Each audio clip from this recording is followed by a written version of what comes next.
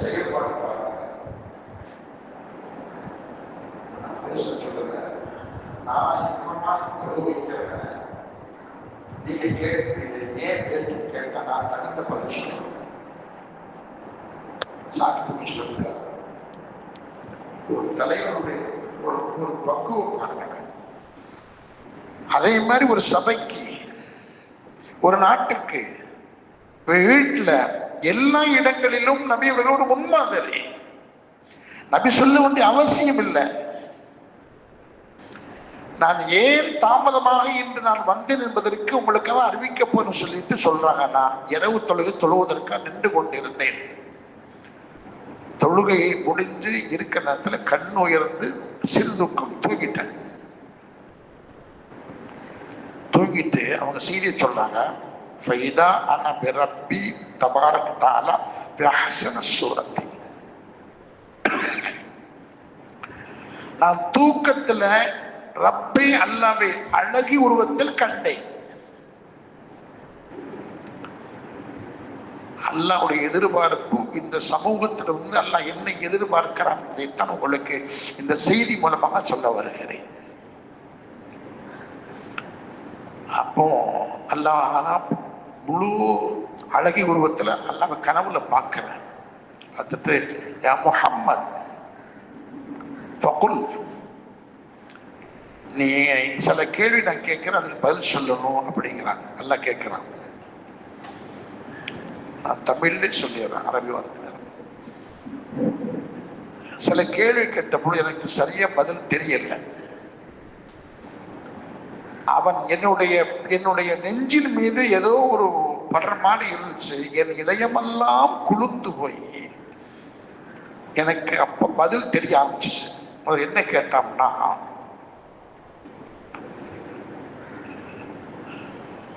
வானவர்கள் சில அடியார்களுடைய நன்மையை எடுப்பதற்கு, கொண்டு போய் சேர்ப்பதற்கு போட்டி போடுவாங்க. அது யாரு? ஆனவர்கள் ஒரு மனுஷன் செய்த நன்மையை நான் தான் கொண்டு போகணும், இல்ல நான் தான் கொண்டு போகணும் சொல்லி அவர் வழக்குகளைக்குள்ளே போட்டி போட்டு கொண்டு நிற்பாங்க. அது யாருக்கு அவன் எப்படி செய்யறாங்க சொல்லு, யார சொல்லலாம் முகமது என்று அல்லாஹ் கேட்கிறான். பதில் தெரியாம வந்து உள்ளத்துல வந்து குளிர்ச்சி ஏற்படுது. அதற்கு பிறகு பதில் சொல்றாங்க, ரப்பே, இந்த உலகத்துல உன்னுடைய அடியான் பாவம் செய்திருப்பான். பாவம் செய்த மாத்திரத்தில் ஈமானுடைய பிரதிபலிப்பான். உள்ளத்துல சின்ன ஒரு வருத்தம் இருக்கும், ஈமானுடைய பிரதிபலிப்பு. நம்ம தப்பு செஞ்சுட்டோமே அப்படின்னு சொல்லி ஒரு கவலை இருந்துகிட்டே இருக்கும்.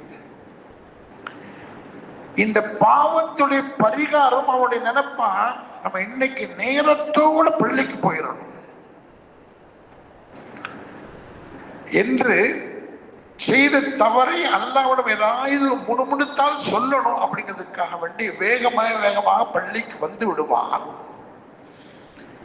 வந்து அமர்ந்து ஒன்னிடம் இருகரம் ஏந்து ஏதாயும் சொல்லி, நான் தப்பு செஞ்சிட்ட, எனக்கு கஷ்டமா இருக்கிறப்பே மன்னிச்சுட்டு சொல்லுவான். அவன் வீட்டுல நடந்து வந்த அந்த நடை இருக்குல்ல, அதுக்கு நன்மை கிடைக்கும். அவன் கேட்கிற அந்த பாவ மன்னிப்பு கேட்டு முடித்த பிறகு இந்த மனிதனுடைய நன்மையை எடுத்து செல்வதற்கு மாணவர்கள் போட்டி போடுவாங்க. ரசூலுல்லாஹ் சொல்றாங்க, சரி வேற எதுக்கு அப்படி கேட்கிறாங்க. ஒரு இஸ்லாமியன் அவனுடைய இஸ்லாமிய துடிப்பால் யாரோ ஒருவன், இனம் தெரியாதவன், எங்கோ ஒருவன் கஷ்டத்தில் தோண்டி நிற்பான். உண்பதற்கு, உடுத்துவதற்கு ஏதாவது உணவில்லாமல் கஷ்டப்படுவான். ஏதாயிலும் வகையில் அவனுக்கு உதவி செய்ய சொல்லி ஈமானுடைய துடிப்பு வெளிவரும். ஏதாயும் வகையில் துடி கொடுக்கணும் சொல்லி அவன் கொடுப்பதற்கு தன்னை ஆட்படுத்திக் கொள்வான். இந்த எண்ணம், இந்த சிந்தனை, இந்த சேவை செய்கிற மனிதன் செய்த அந்த சேவையை அமலை ஏற்றுக்கொண்ட அல்லாஹ் இந்த மனிதனுடைய அமலை எடுத்து செல்வதற்கு மாணவர்கள் போட்டி போடுவாங்க. சரி, அடுத்து மக்கள் எல்லாம் தூங்கிட்டு இருப்பாங்க. அதிகாலை நைட்ல இரவுல 4 மணிக்கு பாங்க சொல்வதற்கு முந்தி எழுந்து 2 ரக்காத் தொழுதுட்டு ஒரு இடத்துல கையேந்துவான். நான் இப்படி உலகத்துல வாழ்றேன், எனக்கு நிறைய கிருபை செய்திருக்கிறார், என்ன முடியாது, என்னுடைய அமலை ஏற்றுக்கொண்டோம், எனக்கு சொர்க்கம் வேணும் சொல்லி கேட்டு அவன் அல்லாட்ட இருகரம் ஏந்துவான். மக்கள் எல்லாம் தூங்கி கொண்டிருக்கிற பொழுது அவன் எழுந்திருச்சு தஹஜ்ஜத் தொழுகுவான். இந்த மனிதனுடைய நன்மைகளை எடுத்து செல்வதற்கு மாணவர்கள் போட்டி போடுவாங்க அப்படின்னு சொல்லி நபி அல்லாஹ் கேட்ட பதிலுக்கு சொல்றோம். இப்ப தெரிஞ்சுக்கலாம், இஸ்லாமுடைய அல்லாஹ்வுடைய எதிர்பார்ப்பு, அல்லாஹ்வுடைய எதிர்பார்ப்பு, நபியுடைய எதிர்பார்ப்பு இதுதான்.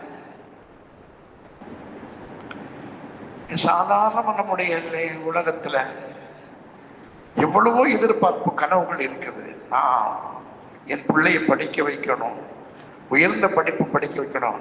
இஸ்லாம் மறுக்கல, வேண்டாம் என்று சொல்லல. நான் பெரிய வீடு கட்டணும், இஸ்லாம் மறுக்கல.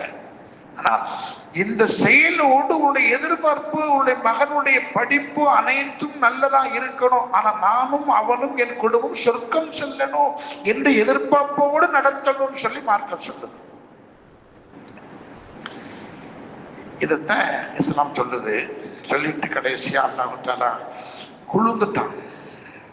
இன்னும் தன்னுடைய பாவ மீட்சிக்காக வேண்டி வீட்டுல இல்லாம பள்ளிக்கு வேக ஓடி வந்து பள்ளியில உட்கார்ந்து ஒளி செஞ்சுட்டு அல்லாஹ்ட்ட கேட்கிறான்ல, அவனுடைய நன்மையை எடுப்பதற்கு மாணவர்கள் போட்டி போடுவாங்க.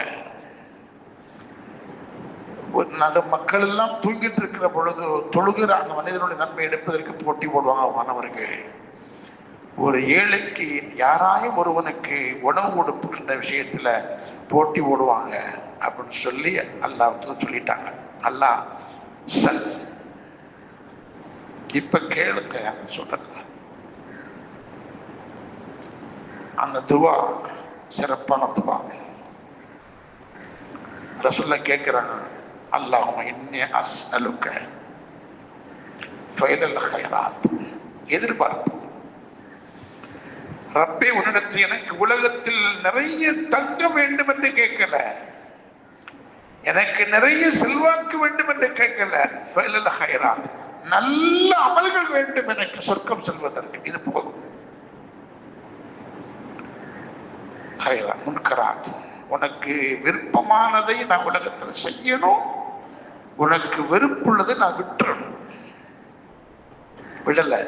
இன்னி அஸ்அலுக ஹுப்பக வ ஹுப்ப மன் யுஹிப்புக வ ஹுப்ப மன் இலா ஹுப்பிக ரப்பி ரஹ்மானே.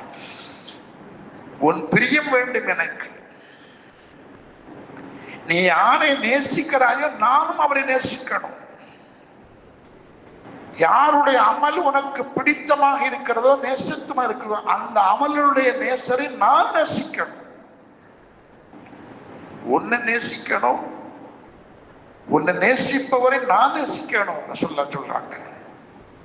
எந்த செயலை செய்த உனக்கு நேசம் வருமோ அந்த செயலை செய்கிற நபரை நான் நேசிக்கணும், அந்த அமலை நேசிக்கணும் என்று அல்லாஹ்வின் தூதர் தான் ஏன் தாமதமாக ஃபஜ்ருக்கு வந்தேன் என்ற விஷயத்தை இந்த நிகழ்ச்சி மூலமாக தெளிவாக சொல்லி காட்டியிருக்கிறார்.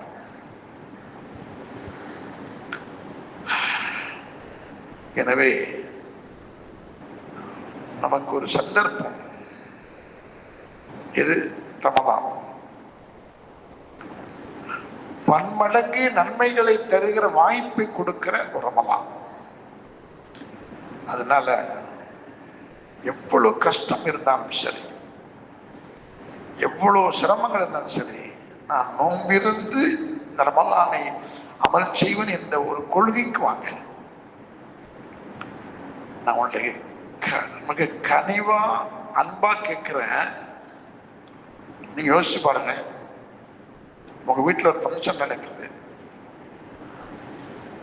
ஃபங்க்ஷன் எல்லாத்துக்கும் விருந்து கொடுக்குறிய, கடைசியில விருந்து இல்லை, நீங்க பசியாவே கிடக்குறிய, உணவு முடிஞ்சிச்சு, வேணாம் வீட்டு சொல்லி நான் எனக்கு திருப்தியா இருக்கு, எல்லாரும் சாப்பிட்டாங்க, நைட்டு பார்த்துக்கிறோம் சொல்றோமா இல்லையா? தன் வீட்டுடைய நிகழ்ச்சிக்காக வேண்டி பசித்திருப்பதற்கு இவ்வளவு விரும்புகிற நீங்கள் அல்லாஹ்வை நேசிப்பதற்கு ஏன் பசியா இருக்கக்கூடாது? எவ்வளவு நோய் இருந்தாலும் நொடி இருந்தாலும் பயப்பட வேண்டாம். கண்டிப்பா அல்லாஹ் அந்த நோம்பில் நமக்கு பலன் தருவான். ஏன்னா அந்த வசனத்துல அடுத்த வாரம் பேசணும், வசனத்துல நான் சொல்றான், உங்களுக்கு அனுமதி இருக்குது நோம்பை விடுவதற்கு, இருந்தாலும் நோம்பினுடைய ஹைரை நீங்கள் தெரிந்து கொண்டால் வாந்தும் ஹைர்களுக்கும் என்குந்தும் அது வாந்தசும் ஹைர்களுக்கும் என்குந்தாலும் நோம்பில் இருக்கிற பலன் நன்மையை நீங்கள் அறிந்து கொண்டால் கஷ்டப்பட்டாவது நோம்பை பிடிப்பீர்கள் என்று அல்லாஹ் சொல்றான். படைத்த ரப்பு சொல்றாங்க. அப்போ அந்த நோம்புல நிச்சயமாக பலன் உண்டு என்பதை உணர்ந்து கொள்ளுங்கள். சாதாரண ஒரு ஃபங்க்ஷன் வீட்டில் நடந்த நிகழ்ச்சிக்கு அவனை நாம் பல நேரம் பசித்திருக்கிறோம் அல்லவா, அதை நம்ம கட்டுப்படுத்துறோம்ல. அப்ப நோய் தெரியலையா, அப்ப பிரஷர் தெரியலையா, அப்ப சுகர் உங்களுக்கு தெரியலையா, எல்லாம் பறந்து போச்சு. நல்லதானே இருக்கிறோம். நான் சாப்பிடல, சுகர் மாத்திரை சாப்பிடல, பிரஷர் மாத்திரை சாப்பிடல, சாப்பிடவும் சாப்பிடல, மக்கள் எல்லாம் வீட்டுக்கு வந்தாங்க, மகிழ்ச்சி இருக்குது, எல்லாம் பறந்துருச்சு. சொல்றோமா இல்லையா? தெம்பா இருக்கிறது.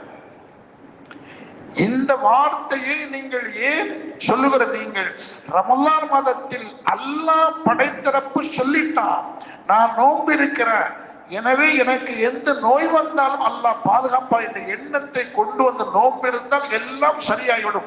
அந்த நோம்பின் மூலமாக சொர்க்கம் தான் மூமினுக்கு ஒரு லட்சியமாக இருக்கணும், எதிர்பார்ப்பா இருக்கணும் சொல்லி குர்ஆன் நமக்கு சொல்லுகிறது.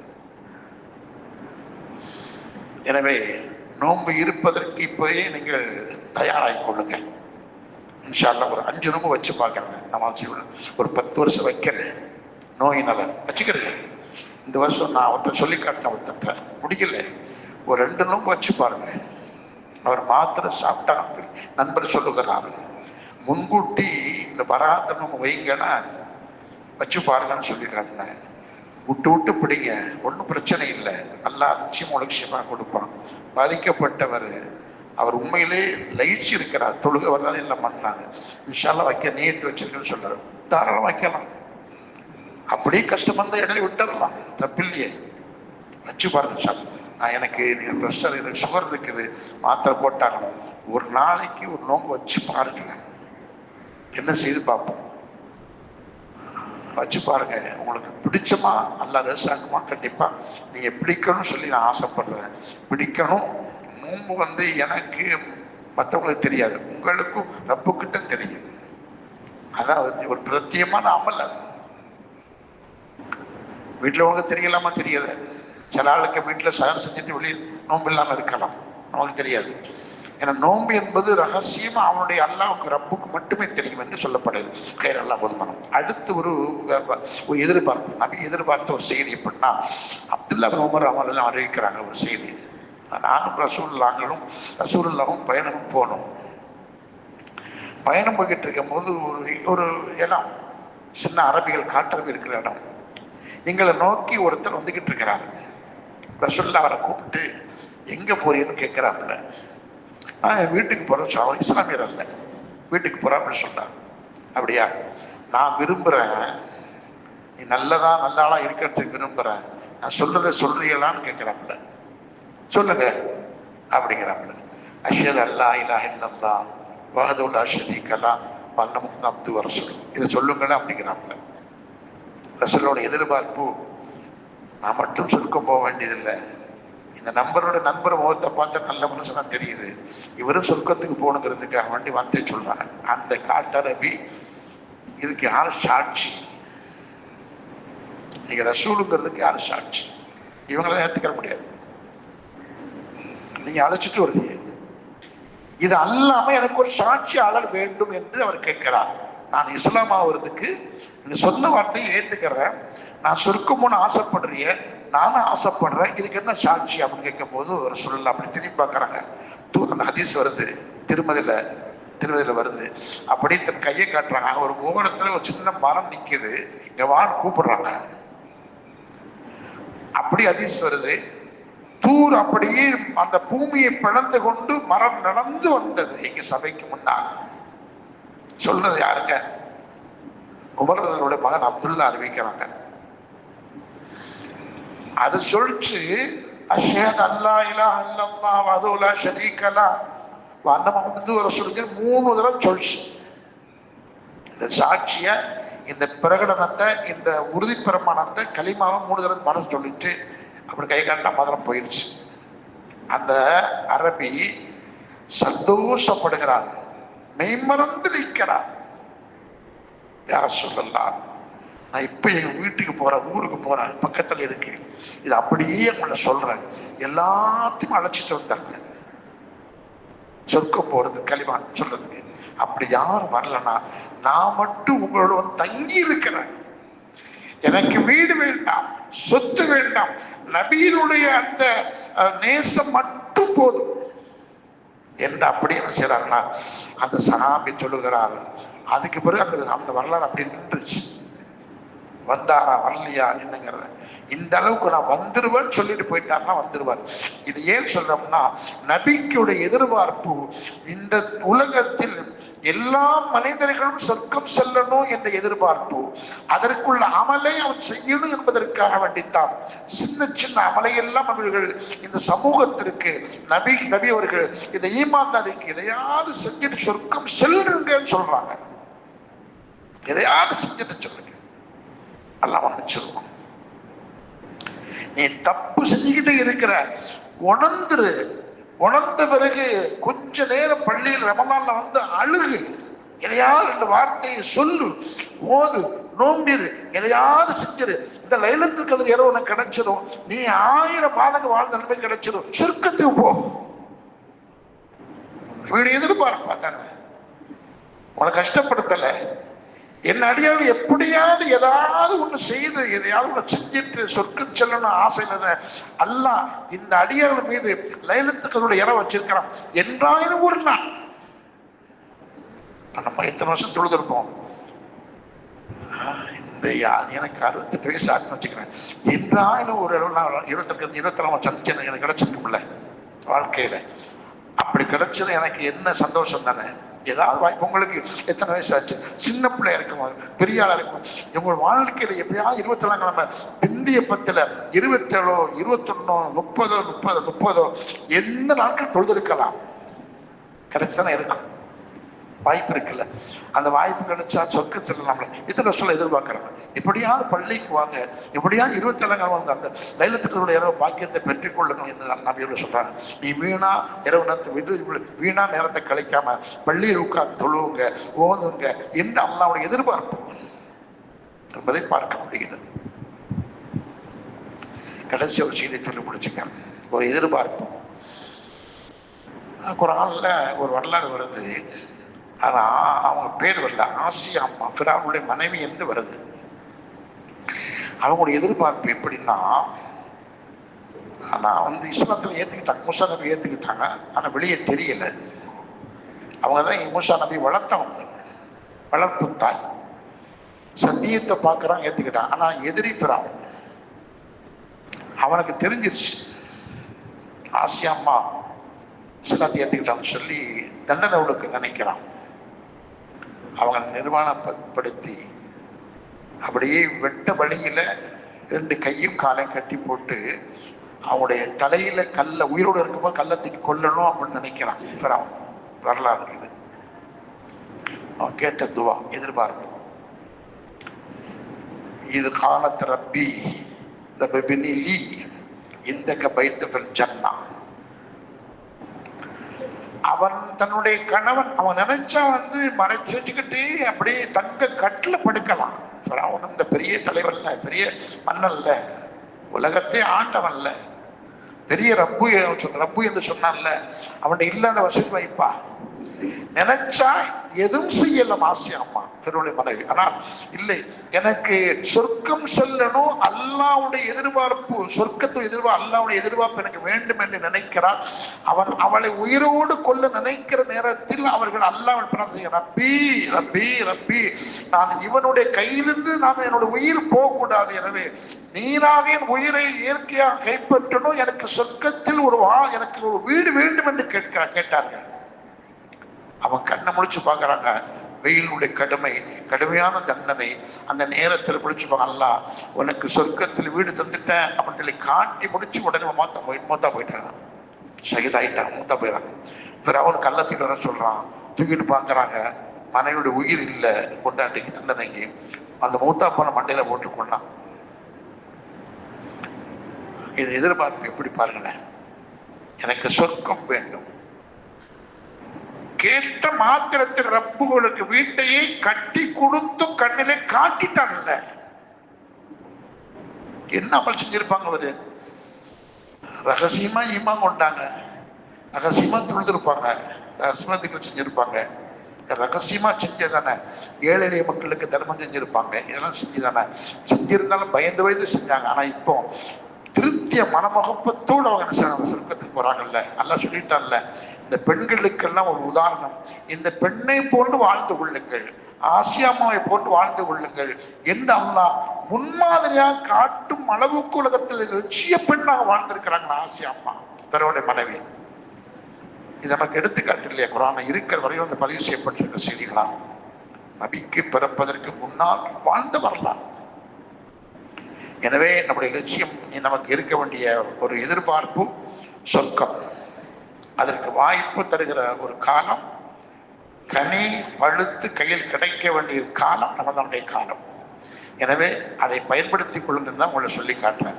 உங்களுக்கு எவ்வளவு கஷ்டப்பட்டாலும் சரி, ரமதான் தொழுகை விடாமல் தொழுது பாருங்கள். கஷ்டம் இருந்தாலும் நோன்பை பிடிச்சு பாருங்க.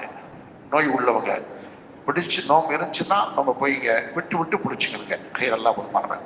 பிடிக்க முடியாதவங்க, பிடிக்கவே முடியாது, படுக்கையில கிடக்கிறாங்க அப்படின்னு அந்த நேரத்துல மார்க்க சொல்லுது, ஒரு உன்னத அமல சொல்லுது, நீங்க தொழுகாட்டா முடியல, தொழுகலையா, சரி விட்டுருங்க. பெண்களுக்கு சில கால உபதை இருக்குதா, விட்டுருங்க. ஆனா நோவுக்கு மட்டும் அல்ல சொல்ற ஒரு பிறகு ஒரு ஒரு இது தெரியுமா, அதுக்கு இந்த தண்டனை, அதுக்கு ஒரு ஃபிதியா.